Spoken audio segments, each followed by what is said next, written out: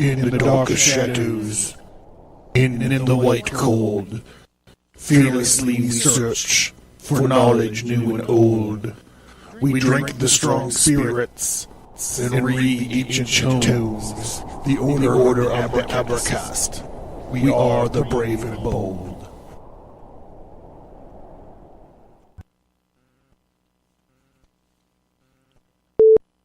Hey, so this month we are doing, we have 6 mainstream episodes and 3 Patreon exclusive episodes. So on the mainstream, we're doing Kabbalah 1 and 2.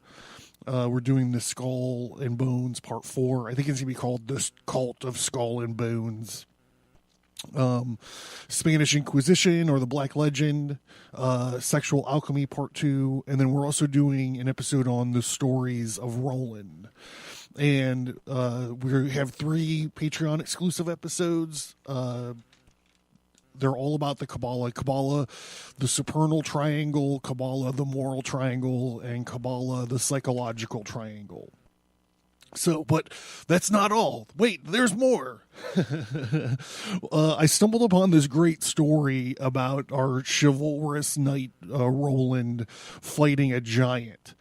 That I didn't fit it into the stories of Roland episode. So this month we're going to do this extra kind of mini episode for the mailing list subscribers. Like they'll get it.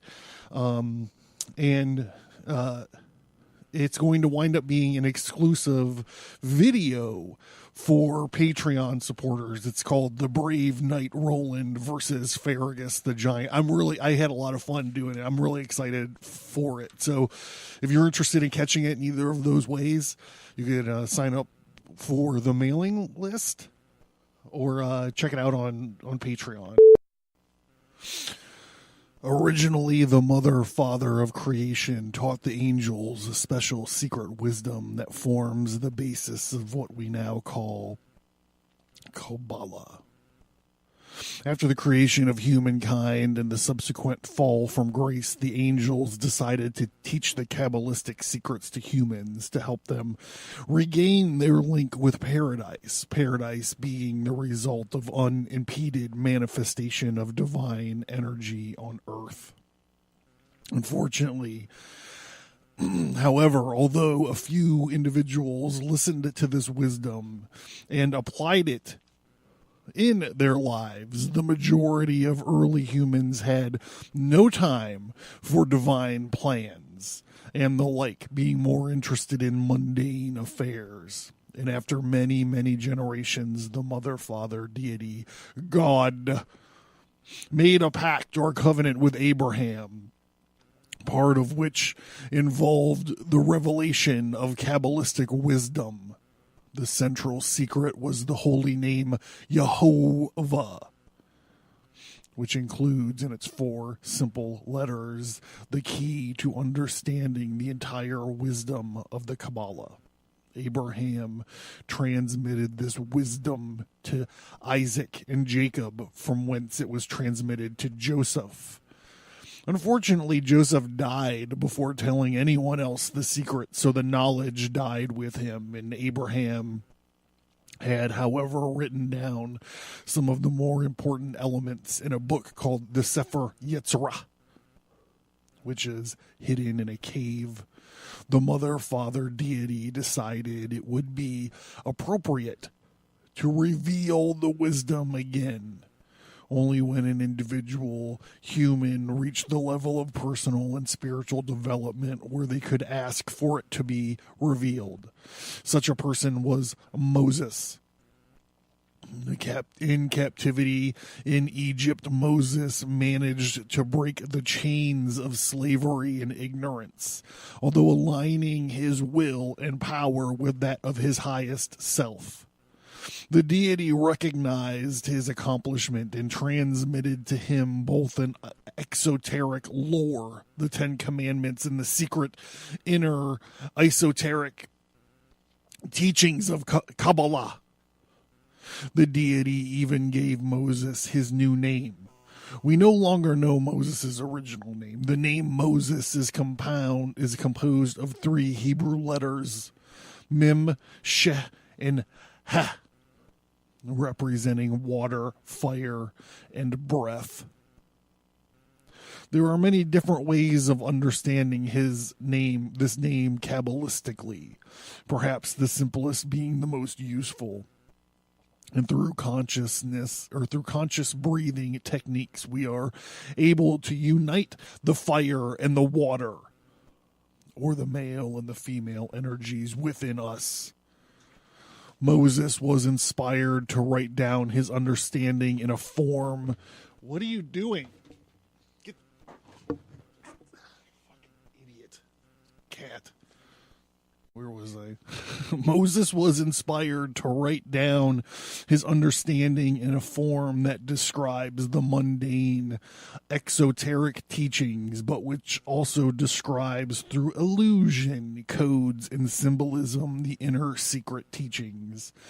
These writings of Moses composed the first 4 books of the Bible. Sometime after Moses, a group of learned and wise holy people came together in secret to create a mystery college where the teachings could be taught, understood, and most importantly, practically applied to human affairs, both on an individual and a collective level, as well as having a direct oral line of understanding of the Kabbalah, stemming from the original teachings given to Moses. They also rediscover the teachings that Abraham had written down and hidden in a cave many centuries earlier. All our current knowledge of the Kabbalah stems from this source, and this group of initiates have been known by various names throughout history: the hidden masters, the secret chiefs, the invisible college, and so on. There are, of course, many differing versions of the mythic history of Kabbalah, and this vision brings together the elements of several traditions to create a coherent, if fantastic, tale. Compare it now, if you will. This is from The Elements of the Kabbalah by Will Parfitt.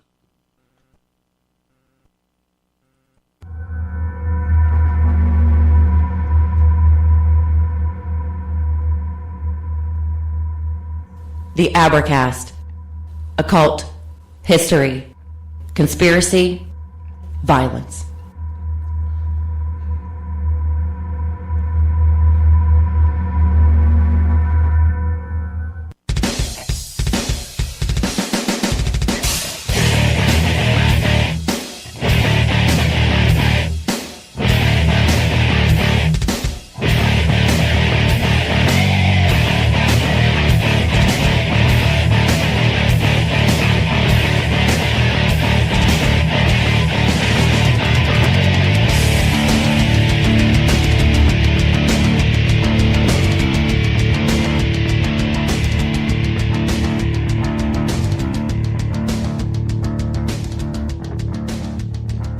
Welcome to the Abercast. This is your homeboy John Towers, and thank you guys for tuning in. I appreciate it. We're tackling a giant topic, and this is probably going to be a jam-packed episode. So, I did want to get right into it. We don't have time for all this fucking around. We got to get going, right? So, I've been looking at the Kabbalah on and off since, 1995. And over those 23 years, I've had a varying degree of understanding of it. And in some ways, the more you think about it, the more it seems like physics. It's like string theory in a way. And sometimes it just seems like hocus pocus kind of magic. It's hard to jump in because, like I said, it's a gigantic kind of thing. So the best way, should I try to explain it like this? No, I'm not going to. All right, so everyone just charge up your Glad. Get your mason jars together. And I have started working on the mason jars for Patreon support for all you guys that are interested. You might want to jump on board now. Grab your jars. You know the weapon, the formula for the weapon of mass distraction. Go ahead and mix up your jinn jihads, and we're gonna get going. I became profoundly interested in the Kabbalah. I started by looking at the Jewish texts and Jewish legends about angelology. And Kabbalah, as we will see, is the basis of all Western mystery traditions. The book we're working out of tonight is The Elements of Kabbalah, by Will Parfitt. And we're going to jump in here. He's talking about the recent developments, the interest in Kabbalah. During the middle to later half of the 19th century, there was an explosion of interest in what we now call the Western mystery traditions. Eliphas Levi in France was one of the most influential figures, as were Wynne Westcott and MacGregor Mathers. A quick side note, MacGregor Mathers should sound familiar to you guys from the Keys of Solomon books, the Lesser Key specifically. Both founders, and by the way, Eliphas Levi should sound familiar from the Baphomet episode. Both founders of the Golden Dawn Mystery School in England, the Kabbalah was central to the revival of interest in the esoteric and occult, being the most comprehensive and practical map of human consciousness. All other esoteric lore, inner teachings, mystical approaches, occult practices, and so on could be related to the Kabbalah and brought into a coherent whole. The system of personal and spiritual growth was developed, which could be applied without reference to the Kabbalah. And when I say Kabbalah, I'm just kind of horsing around. There is some kind of contention of the way to spell it. Mr. Parfitt here spells it with a Q. I choose, usually when I write out, I spell it with a K. There's some people that spell it with a C, and there's all different kinds of versions and stories and yarns about the reason this changes. Well, the most interesting one that I've run across is it changes with the procession of the ages. So back in like the age of, I got to remember back to my book, The Ages, my graphic novel, The Ages. I believe in the Kabbalah. Okay, so there's the cold open that I read kind of talks about angels teaching people the Kabbalah. And that story, that part of the story, what they're talking about is they're talking about Genesis 6, right? However, Adam was the first Kabbalist, literally, because the first, like his job, this would have been, in the Jewish tradition or the Jewish folklore or the Kabbalistic stories. This is back when Adam was he was a hermaphrodite being. He and Eve were still, or Lilith, whichever. We'll just say he and Lilith were like combined.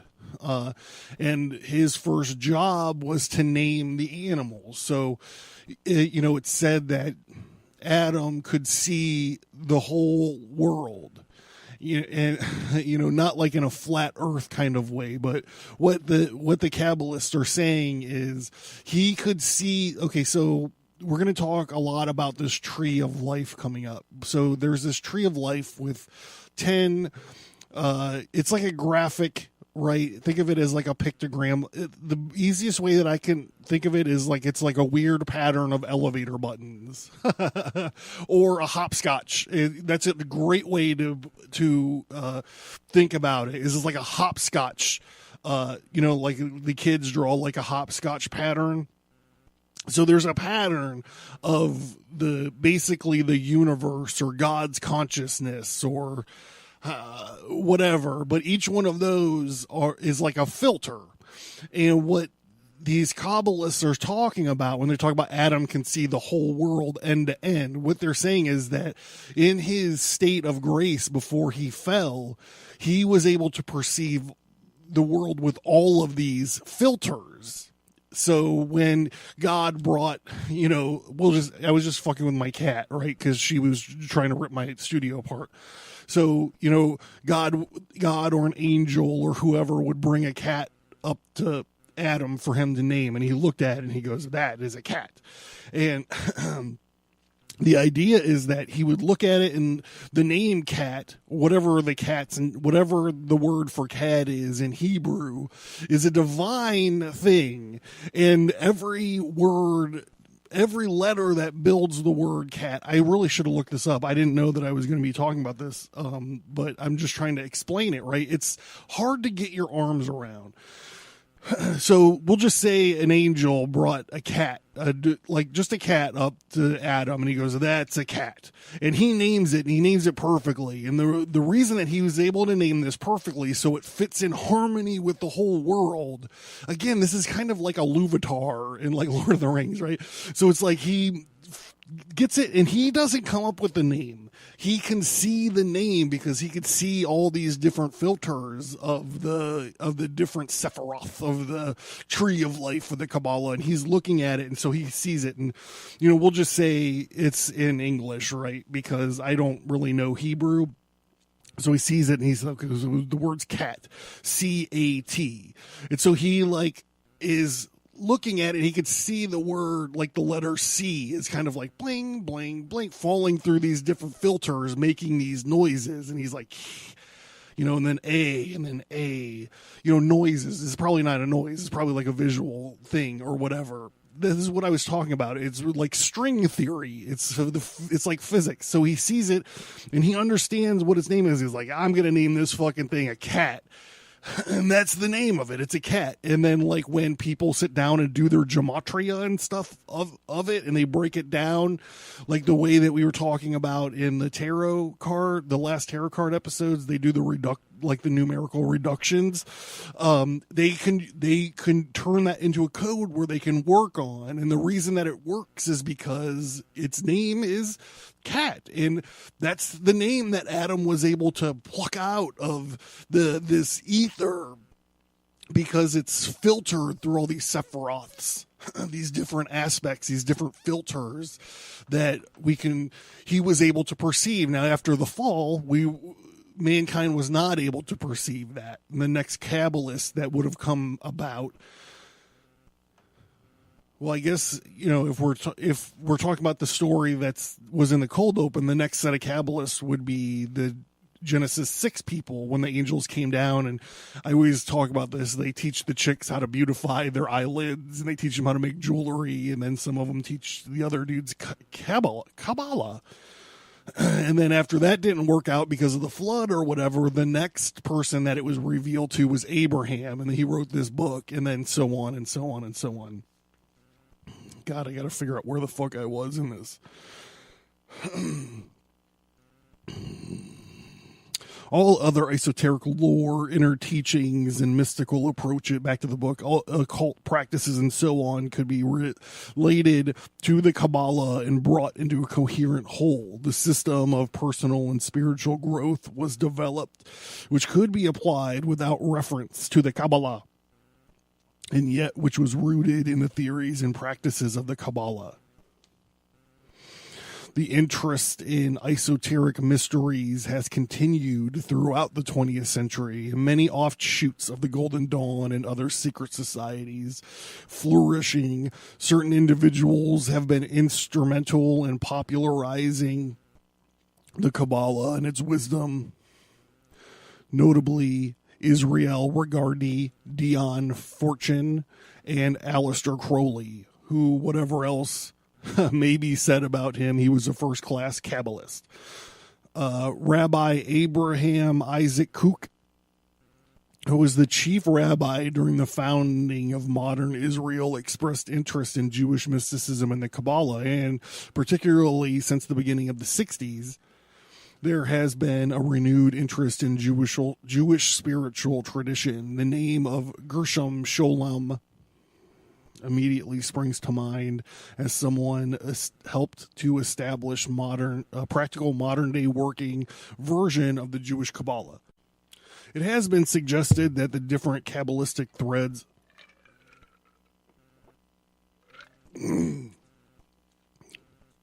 can be given different transliterations of the Hebrew word QBLH to help distinguish them. Thus, Kabbalah refers to the Western mystery tradition version. That's Kabbalah with a Q, Kabbalah with a K to the Jewish, and Kabbalah with the C to the Christian version. Whilst there are some value in such distinctions, particularly as the aims of the method of different schools of Kabbalah can be vary considerably, this idea falls down on two main points. Firstly, writers and workers in the different schools often continue to use the three versions of QBLH without distinction being made. And secondly, the more importantly, what really matters is the work done, not what is called Kabbalah, Kabbalah, Kabbalah, Kabbalah, Kabbalah. There are labels, and when we wish to tune into our own inner wisdom, that what matters is whether the system works for us. The Western mystery tradition includes all esoteric knowledge and teaching that come from us from the West, rather than those originating in the East, such as yoga and the Tantra. These disciplines of Western mystery traditions include, therefore, alchemy, Gnosticism, fairy traditions, runes, tarot, woo, hooty hoo, various other occult sciences and the arts, and the Kabbalah. Indeed, the Kabbalah has been described as the foundation of Western mystery tradition. And it is true that it underpins much modern theory and practice. Some strands of the tradition are undoubtedly quite distinct and in no way originate from the Kabbalah. One of the particularly useful, I would even say wonderful aspects of the Kabbalah, however, is its ability to include everything else through the system of correspondence. Not only differing aspects of the Western mystery traditions, but also all other systems of personal and spiritual development. Whatever their origin, they can be related back to the tree of life. We're going to spend time on this, so just don't lose it. Keep that tree of life in your brain. This includes all of the Eastern traditions. It is possible to describe the central cohesive structure of any esoteric system as Kabbalah. And sometimes we hear people talk of the Greek Kabbalah or the Chinese Kabbalah, the English Kabbalah, and so on. Sometimes such descriptions are based on a system of numerology, where each letter of the language involved is given a numeric equivalent. Once this is achieved, all other correspondence will fit into the scheme in more strict sense. It is certainly dubious and even verging on the absurd to refer to the Chinese Kabbalah or the English Kabbalah. On the other hand, if these systems work in a practical and meaningful way for those applying them to their own growth and initiation, all well and good. And as the system will inevitably correspond with the Kabbalah of the Western mystery traditions to which we refer here, there are perhaps not as outlandish as they may first appear. After all, if the aim of a greater wisdom and understanding is achieved, does it really matter if the method is idiosyncratic? Furthermore, if these other Kabbalahs lead to delusion and glamour, Perhaps this is chiefly due to the practitioners rather than their systems. After all, our Kabbalah can be misused by those who wish to bolster their own egos or acquire power over others. Working within a tradition does offer some level of safeguard against these pitfalls. For these to progress fully with Kabbalistic initiation involves a transcendence of temporal ego and a surrender to the deeper forces within. Such a surrender almost automatically precludes the possibility of using the system for selfish gain. So we are going to tackle this topic, ready or not, because we are in a position where we need to have some working knowledge of it to move forward in our tarot series, and also actually our sexual alchemy / sex magic series. We're stuck there talking about the Kabbalah as well. So we're going to pause for a week or so, and we're going to start this massive topic to reinforce our foundation so we can move forward with the tarot and the sex magic episodes.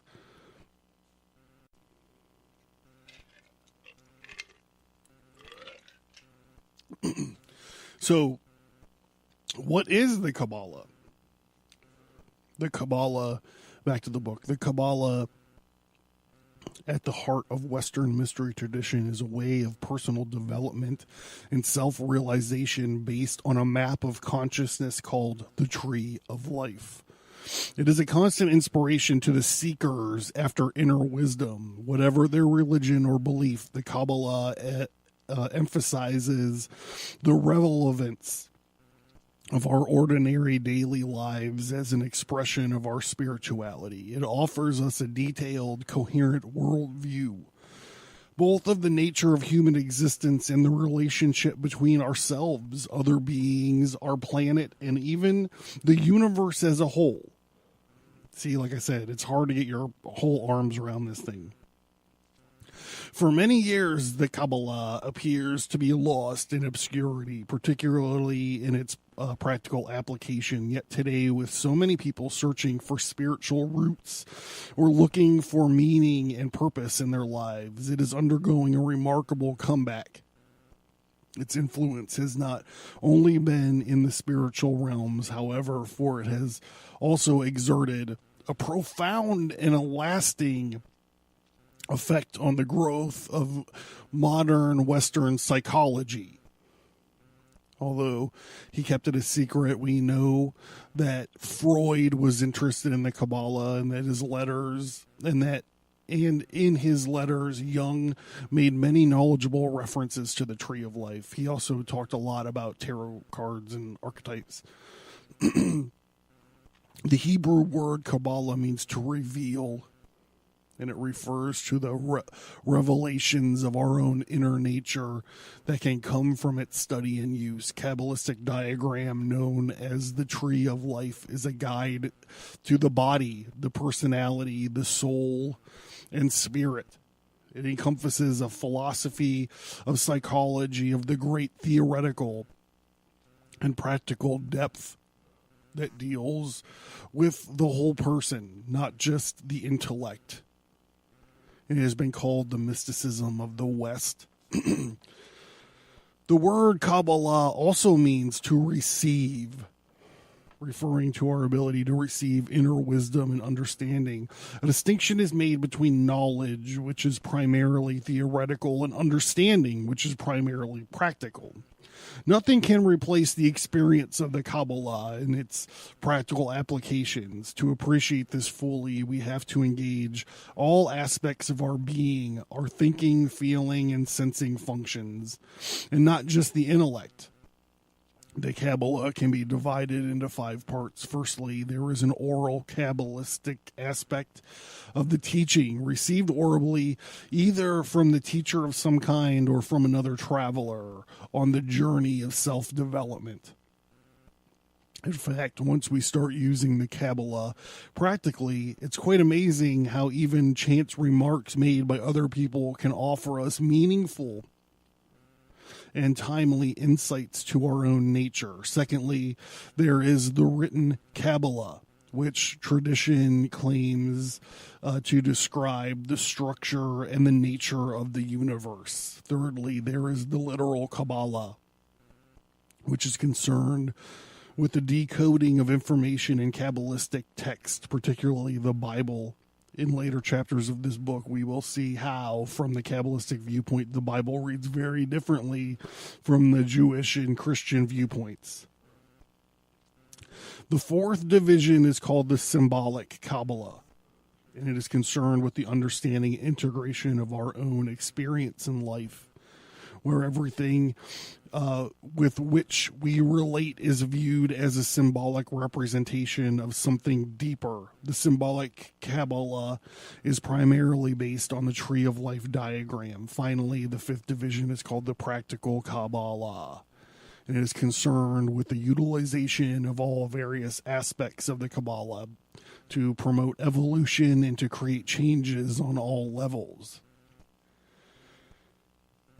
As well as being a system of personal development and self-realization, the Kabbalah is more particularly can be seen as a map of levels of awareness and energy, a means for the correlation and expression of experience, a tool for communication, a method for the expansion of consciousness, a way to connect inner and outer awareness, a method for understanding other people's experience, and a way of formulating ideas with more clarity, a way of relating to all symbols, whatever their source, a method for testing the truth of any experience, a means for communicating with other beings, even those that may seem to inhabit other worlds or planes of existence.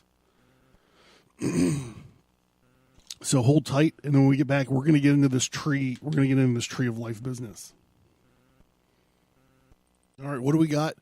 Patreon this month. This month, we started out with 2 Kabbalah episodes.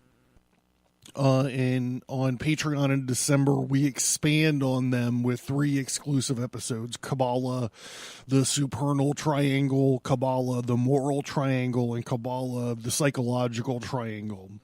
We take a deeper dive into this ancient Jewish mysticism for only $5.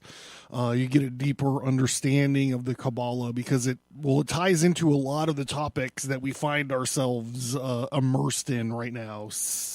Sex magic and also tarot cards. But on the $3 tier, you'll be able to get all of this month's episodes commercial free right away. The whole month's worth of episodes is on there already.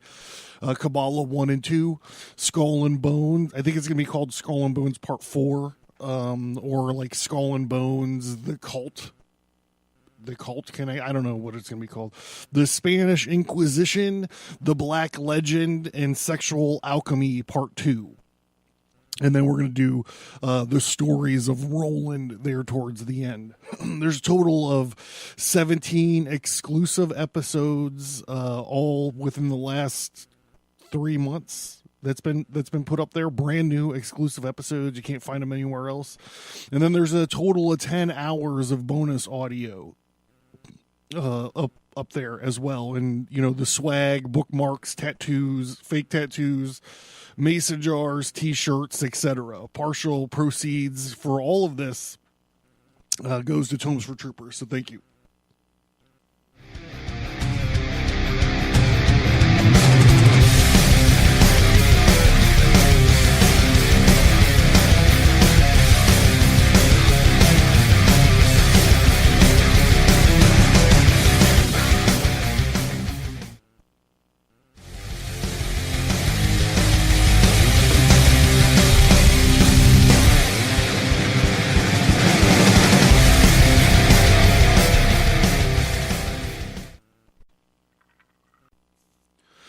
This month for Tomes for Troopers, we sent out another D&D book to a soldier in Afghanistan. This one is more nearer and dearer to my heart, but we sent out deities and demigods out to this guy. A portion of all ad revenue, donations, and Patreon support goes to helping send deployed U.S. servicemen and women books or other medias. The donation link is in the show notes. The Patreon link is in the show notes. And over the last 3 or 4 months, I'm proud to say that we've been able to ship out over $80 worth of books and media. So thank you guys for all the support. And if you're interested in helping, check out those donation links or that Patreon link. Thank you. All right. Whoa. Okay, so I haven't mentioned it much this episode or at all, but I have this thing called The Plan. There's a link below in the show notes, or you just go to the website and sign into my mailing list. I don't abuse my mailing list, and I don't really have any plans for it. But what it does let me do is once you guys sign in to it, it sends you a secret link. Well, the link is not secret. Okay, it sends you a link to a secret part of my website, and when you get to that secret part of my website, it has a PDF download called The Plan. It has one for each episode that I do one of these things for.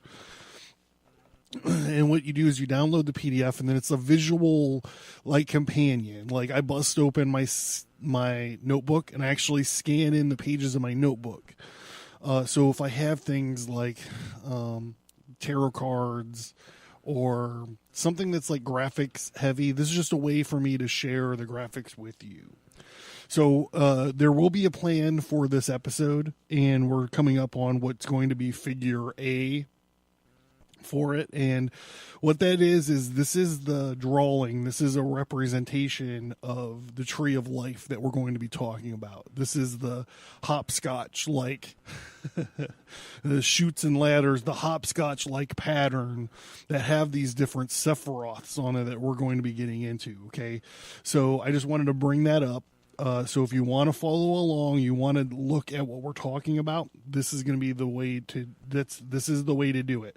If you don't want to sign into the newsletter for whatever reason, you can just Google search Kabbalistic tree of life, and you'll be able to find a representation of this thing as well.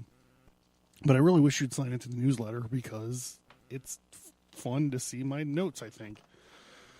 The tree of life.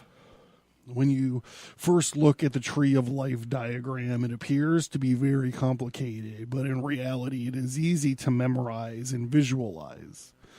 If I get lost, I have it also tattooed on my arm, so I can always reference that. Basically, it is composed of 3 triangles with a circle or sphere called Sephiroth at each angle. He calls it a Sephirah. All these things have different names. We're going to run into this a little bit later. The top triangle, this is a triangle that points up, represents the spirit that is within us all, and at the same time, universal, common to everyone and everything else. The middle triangle, the middle triangle is the first triangle that points down. The middle triangle represents the soul, the individual spark of the universal spirit that has, as it were, broken off to form the core of each living being. And the bottom triangle points down as well. The bottom triangle represents the personality, the body, feeling, the thoughts, which the soul has clothed itself so that it may come into manifestation. The tree of life, therefore, is a complete map of consciousness and has relevant to everything from the whole universe to each individual being. It represents through the 3 basic triangles the evolution of the individual, and through this evolution, the whole universe, and through recognizing and owning everything that we not only develop ourselves, but we come into a greater understanding of the workings of the universe. Okay, so in the show, or in the plan for this episode, figure B fib. Figure B will be a graphic representation of these different triangles, and you can see where they fit on the tree of life. I'm trying to make it easy because it's hard to describe these things in any kind of sense, but it's such a hard thing to imagine if you're looking at. I felt like I needed to expand. I needed to conquer the limitations of my medium, you know. Being both easy to visualize and to memorize, the tree serves as a useful and potent guide to the universal human being. It helps you to be exactly who you are right at the moment and to understand more fully where you have come from and where you wish to go. It is useful to look at where you've come from and understand the experiences you have had, so you can learn from them. It is useful to know exactly where you are, which is always here and now. It is also helpful to think, to feel a link with the future, not in the sense of a fortune teller with a crystal ball telling you that you are going to meet a tall, dark stranger, but so that you can know in what direction you are heading and what is most appropriate steps for you to take to move in this direction.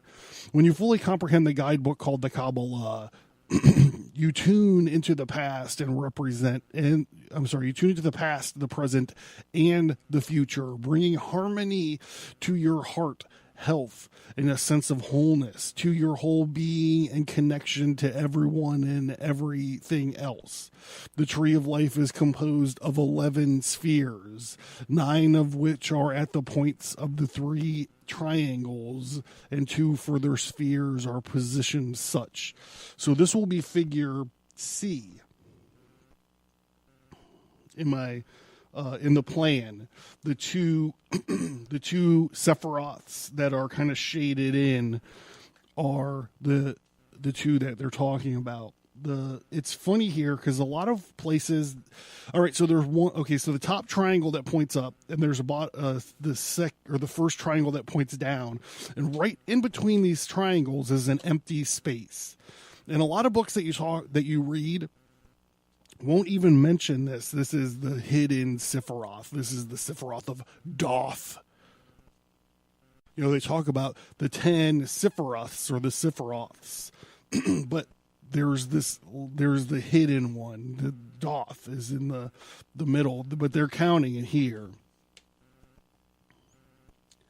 The sphere at the bottom of the tree from where we always start Kabbalistic explorations is called Malkuth, representing our senses and the planet Earth itself. It has the interface between our inner experience, what happens outside of us. Malkuth, literally, the kingdom, is as also sometimes called the gate. Our senses are just that, the gate through which we experience our world. If I look at it, for instance, at painting and start interpreting it, I'm looking at it from my own particular way and applying my past knowledge and experience to it. I will have thoughts and feelings of what the picture depicts. None of this is Malkuth, which is the direct experience of sensing, in this case seeing, without putting any interpretations into it at all. As we will explore this in the future, blah, blah, blah. Part of the value of the Kabbalah is that it allows us to analyze our personality functions and understand how each works separately.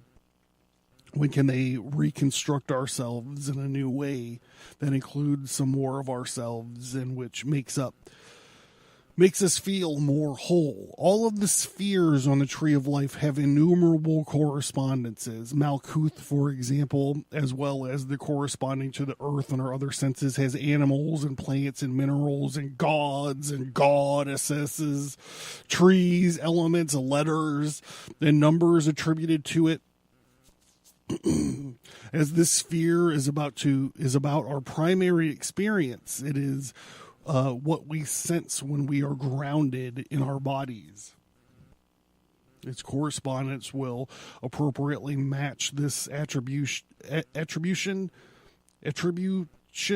The animal associated with the Malkuth includes the dog, the bull, as very earthly creatures. You might take to think that other animals you would attribute to the element of earth. The oak would be an obvious tree to attribute here, for it represents strength and the closeness of the planet in a way no other tree does. Many correspondents will vary, of course, according to our personal connection and our cultural background, although some correspondences do have a more universal nature.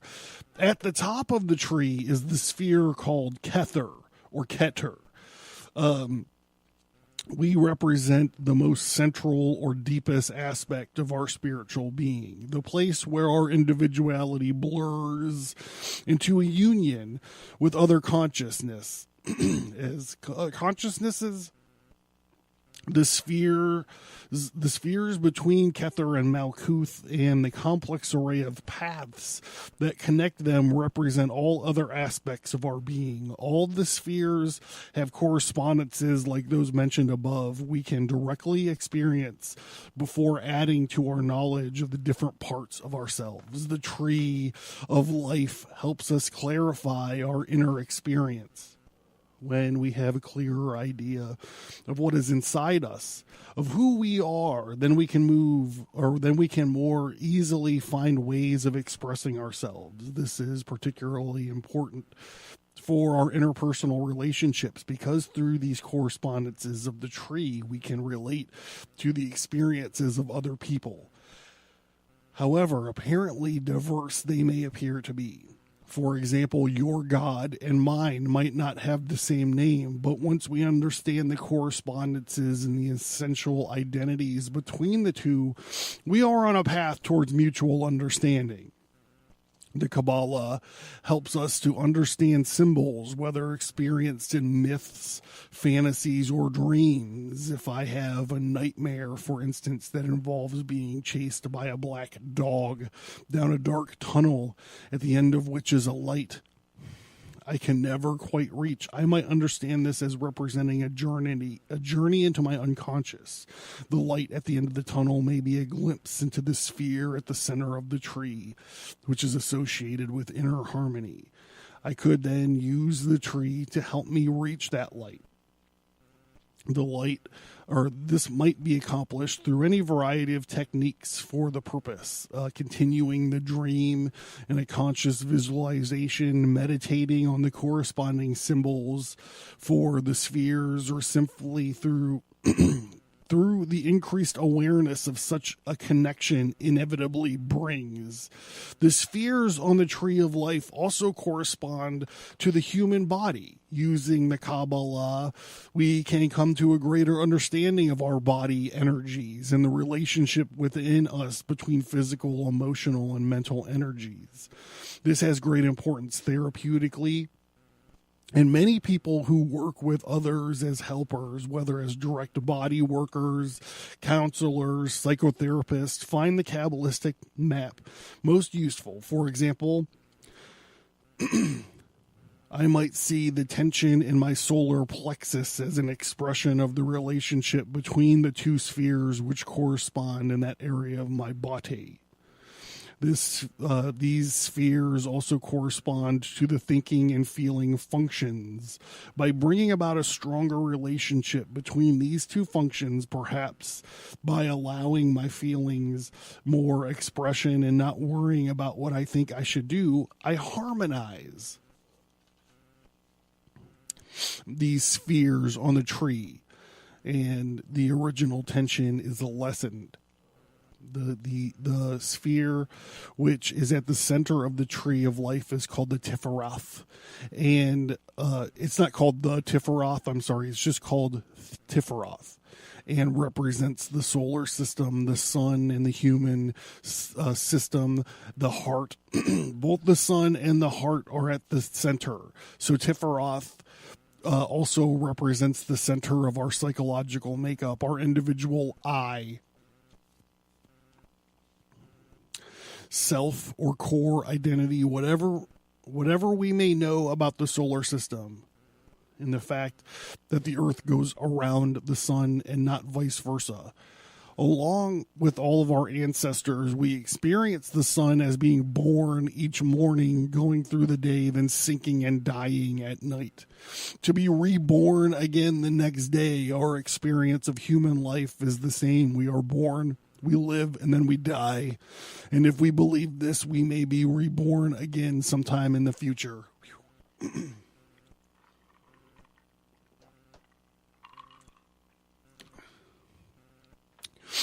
If we can step away from our terrestrial consciousness to a place on the sun, the view we have of the solar system is very different. Now the light is continuous and everything revolves around us at the center or heart of the system. It is the same with our experience as living beings. We can step into our center and live life from there. Life is then continuous, and from this center we can harmoniously direct our lives. The harmony is the pure experience of Tifroth. And we can have ideas, concepts, feelings, emotions, and sensation about this experience. But there is something beyond all these. The pure, unattached quality of harmony. Using the tree of life can help us connect with this harmony. The ultimate goal of the Kabbalah is the full living realization of this harmonious connection. This not only aids in the development of the individual, but also furthers the cause of international and planetary peace. Give this unquestionable importance of the causes. The Kabbalah is perhaps more relevant now than ever before. Wow, this this hour just flew. So this is a great place to end, and then we'll pick up the next episode here, and we'll start talking a little bit about these different sephiroths, or these different spheres, and what they mean, like what their correspondence or whatever is. So go ahead and like to encourage everyone to rate and review on iTunes. Thank you for those who did. I'm back up to like 4.5 stars after I got dogpiled a few weeks ago. I appreciate it. If you guys want to help me more, I would love it. I really do. Supposedly it helps get the show recognized or whatever. Also want to encourage everyone to check out the website, stigmatastudios.com or abercast.com.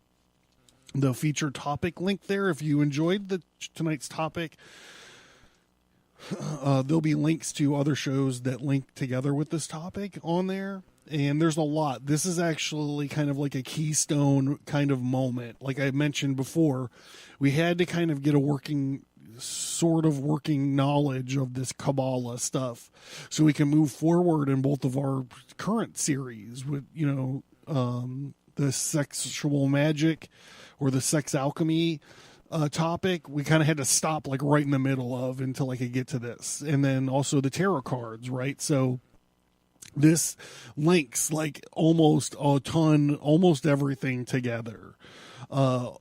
At the website also is links to my social media. Please find me. We have a lot of fun on Instagram. If you're not a Twitter or Facebook person, that's fine.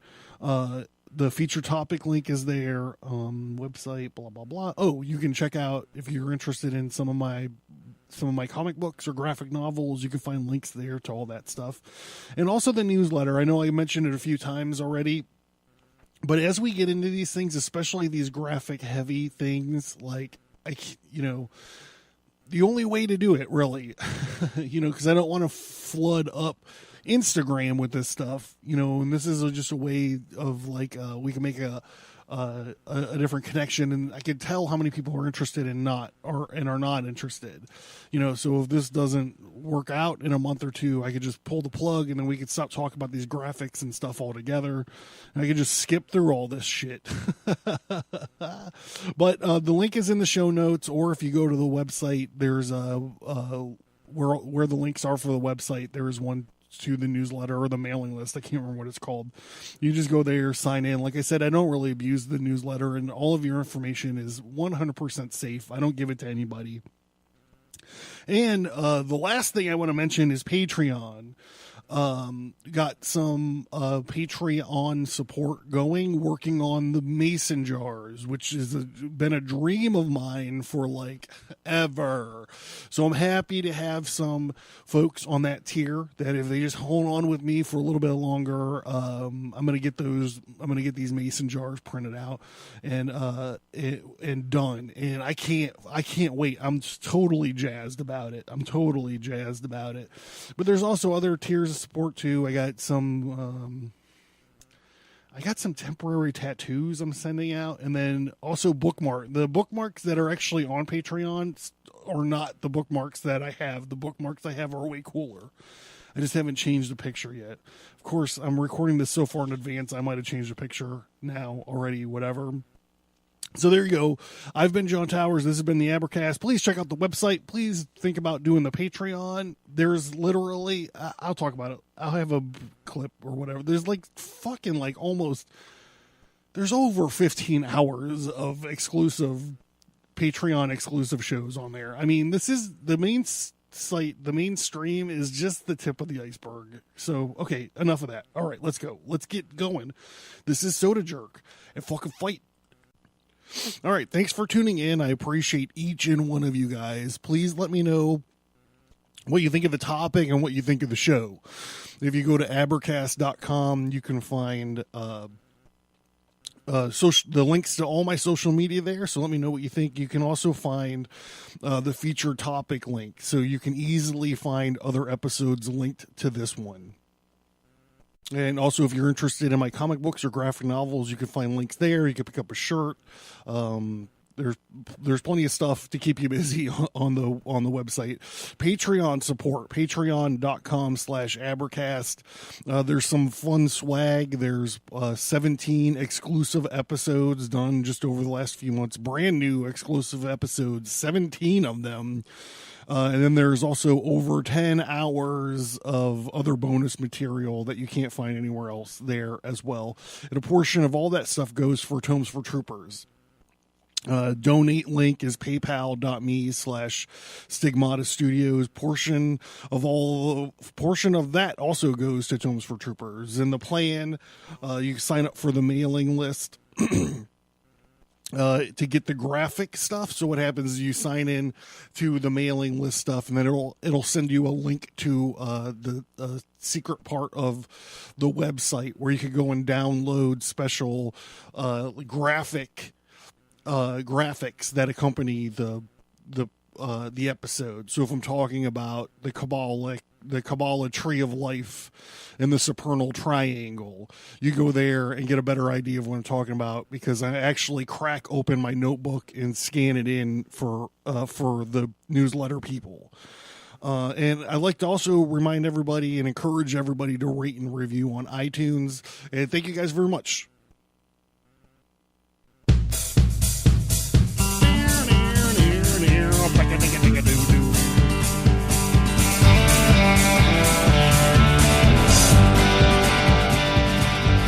Damn, that's loud. Well, I was just 14 when I had my first sip. In my darling whiskey, she tightened up her grip, and she made me sick that night. I knew that the whiskey would take up my life. Well, I stand a full 2 inches below 5'9", and every guy here wants to take me alive. So I'll take a shot of whiskey and punch out their lights. The whiskey, it make me wanna fucking fight. I fucking fight, fucking fight. The whiskey, it make me wanna fucking fight.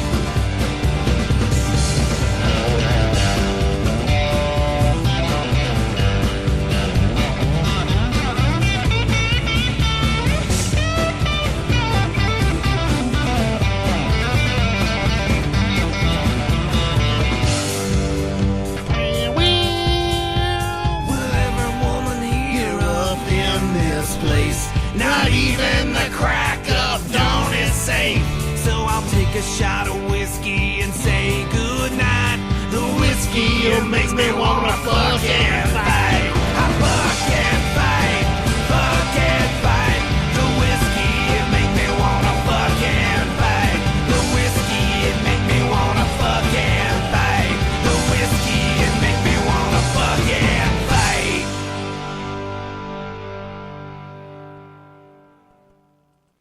I don't know if you'd ever hear a song about gin making you want to fucking fight. I don't know. Is it? I don't. What do you think?